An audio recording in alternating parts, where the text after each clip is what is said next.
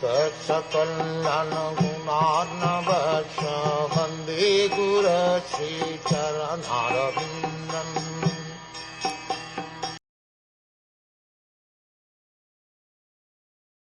Uddhava thus served the Lord continually from childhood, and in his old age that attitude of service never slackened. As soon as he was asked about the message of the Lord, he at once remembered all about him. Transcendental service to the Lord is not mundane. The service attitude of the devotee gradually increases and never becomes slackened.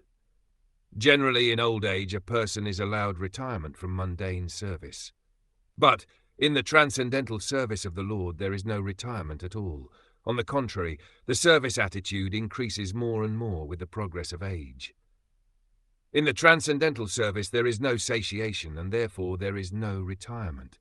Materially, when a man becomes tired by rendering service in his physical body, he is allowed retirement. But in the transcendental service, there is no feeling of fatigue, because it is spiritual service and is not on the bodily plane. Service on the bodily plane dwindles as the body grows older, but the spirit is never old, and therefore on the spiritual plane the service is never tiresome. Uddhava undoubtedly became old, but that does not mean that his spirit became old.